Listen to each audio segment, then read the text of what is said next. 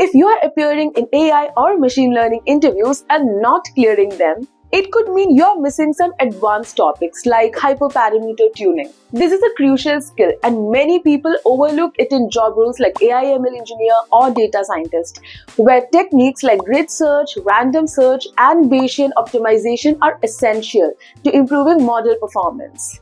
And this video is taken from our AI track job oriented program where we cover the most in demand skills like AI, machine learning, Gen AI, and Agentic AI. So if you are aiming for a high paying job in AI, ML, Gen AI, and Agentic AI, just like 1,000+ successful trainees, including Shrija and Yovar Sharif, who landed great jobs and certifications by following our easy 3-step framework, then now it's the time to join and fast track your career. So make sure you join our masterclass through the link in the description below. So now let's get started. What is hyperparameter tuning? It's a way with which we can increase model performance, with which we can optimize that model.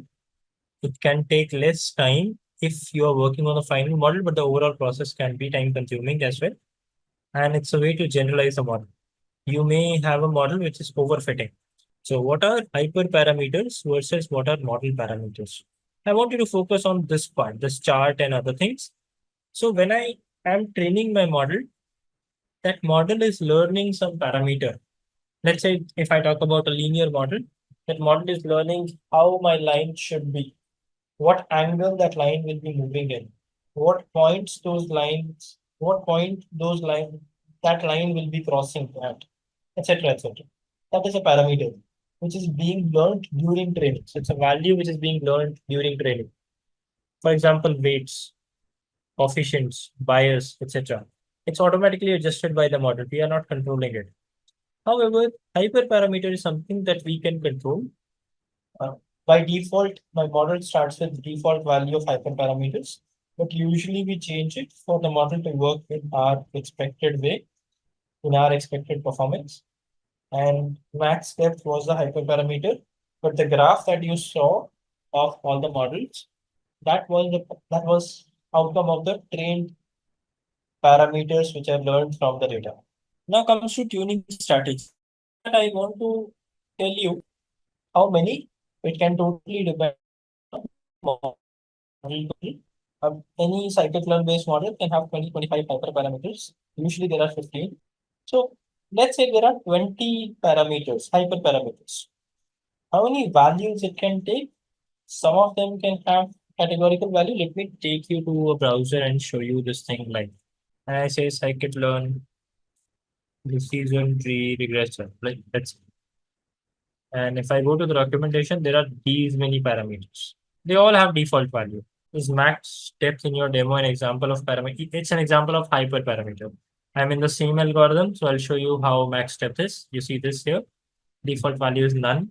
I am setting it to 3, 2, 1, so on. There are other things as well, like max features, minimum sample split, minimum weight fraction leaf. So there are many parameters.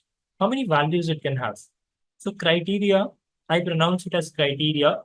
Literal pronunciation can be criterion or something else. So there can be 4 values. Okay. I have splitter, which can have 2 values. Default is something. For criteria, default is something. If I only take these 2 parameters, how many total combinations can there be? 8, 4 multiply 2. So you can have squared error with best, squared error with random, Friedman MSC with best, Friedman MSC with random, absolute error with best, absolute error with random, so on with Poisson with best, Poisson with random. So you have 8 options. Now you take max depth. Before go with max depth, I can show you, let's say this, max features, which can have square root as a value or log 2 as a value. Again, total combination becomes 16. But now there are some parameters which can have any value in integer or float. So there are not certain categories. It can be any value. In nutshell, you have infinite combinations available. Really, really high amount of combination available. Can you have a tuning for all of those combinations? It's theoretically possible. Practically, it is impossible. How can you train on any value of float? There are infinitely high value of floats. So you cannot train on all the values. So when you choose to work with hyperparameter tuning, it's not a magic which is happening which can give you the best model. No, you have to make a structure like this. This is called as a grid or parameter grid. You have to choose that I want to train on these three values of learning rate, these three value of batch size, these three value of number of lips. How many combinations there will be? Total of 27. You can have 0.001 with 16 with 2, 0.001 with 16 with 3, so on. If you multiply 3 with 3 with 3, you have 27 total combinations. So any sort of hyperparameter tuning is going to find out the best model among this 27. Maybe the best model is 0.1 with batch size of 128 with number of layers as 3. Maybe that was the best model. But that will not be reflected to you by any hyperparameter tuning job because 128 was not part of your input. So it will tell you best among the options. Right? This is an expectation clearance thing. Do not have an expectation that if I run hyperparameter tuning, or if five people will run hyperparameter tuning, they'll get the single model as the best model. It's not happening. It depends on the grid that you are choosing. So you have to spend some time on the grid. But otherwise, I, who is learning machine learning for the first time today, will train a model, will run hyperparameter tuning, and I can say I have the best model. Then why do I have to learn the process for 6, 7, 8 years? So you have to have an art of choosing the right set of parameters. Again, if you ask me how to choose, so it's not something which a formula can describe you, describe to you. You have to learn it over experience. Over an experience, you will kind of have some intuition which can't be explained. If I ask you, can you tell me how to drive? You can tell me basic principles in on an initial time. I have to look at two, three things like brake, clutch, accelerator, steering, gear. Maybe that's all. But then just you telling me those things will not make me learn the car. I have to spend hours on that device, on that car, on the road, and only then I'll be able to understand that process. Same here. So I can give you some guidance, but that guidance is not going to provide you any information unless you don't practice it. Coming back. So what are various ways with which hyperparameter tuning can be done? One way, which is very obvious and intuitive way, is called as grid search. Now, what is this grid search? It says that I am going to go to every combination. So there are a total of 27 combinations. I'll start from the first one, go 1, 2, 3, 4, 5, 6, 7, 8, 9, 10, so on. So all the 27 combinations. And then I'll tell you that, hey, this one here is the best model. Now, what is the benefit? That it is going to compare all the combinations. What's the loss? It's going to take 27 times, 27 multiplied. I'm not able to frame the line. It's going to take the time taken by a single model multiplied by 27 to complete the process. Because every time it's kind of training a new model altogether. So very resource heavy, very time heavy, very uh, computationally expensive to run this, but it's guaranteed to get the best model among that combination I'm passing. Among these 27 combination, whatever is best, that will be shared with me. Whether it is globally best, that I don't know. That grid search cannot provide you. Another option you have is random search. Let's say you have those 27 values. Now, random search says that I'm not going to go with all those 27 values. Rather, you can tell me how many random values I should search. The default value is 10. So it's going to search random 10 values. You can see that there is a big grid, but from that grid, only 1, 2, 3, 4, 5, 6, 7, 8, 9 values are searched. From those 9, this red is the best. Maybe this value was even better, but random search did not cover it. So random search is, as the name says, it's going to only look for random combinations. It will provide you the best of those randomly populated values. It may not be the best among the given grid as well. Usually we use random search when we are going to deal with continuous values. Like we have batch size, which is having three values. Okay. Number of layers, three values. Okay. But learning rate, I don't pass 3, 4 values. I say uniform sample between 0.0001 to 0.1.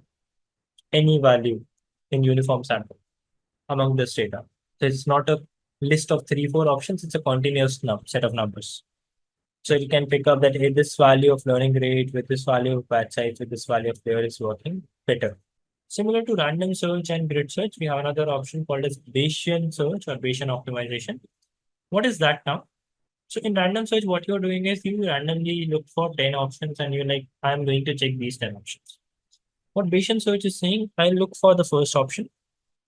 Based on that first option, I'll take an informed decision that maybe my best value is lying in this direction. And then from that, I'm taking informed decision that maybe my value is lying in this direction. And so on. If you give it 10 iterations, it will find the 10th best model here. What do I mean by that?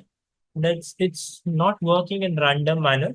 When I check for the first model, I can jump to anywhere. No, it can jump in a direction which is expected to give it better performance.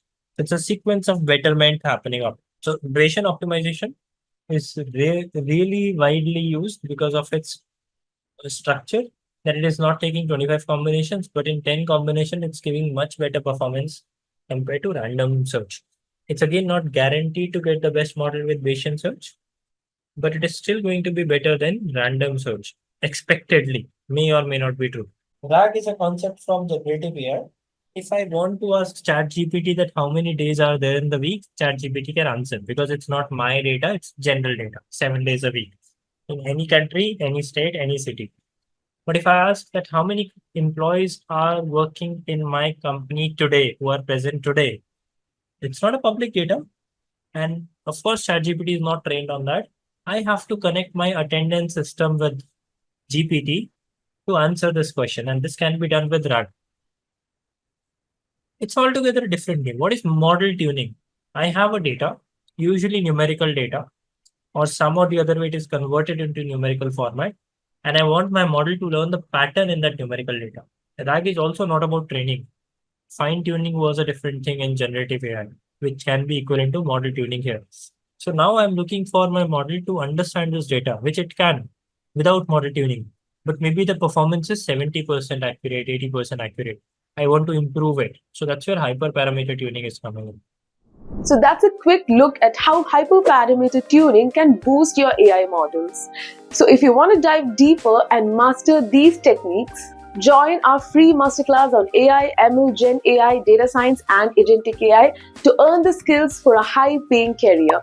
Link is in the description below. And don't forget to subscribe and check out our other videos to keep learning and stay updated. Thanks for watching.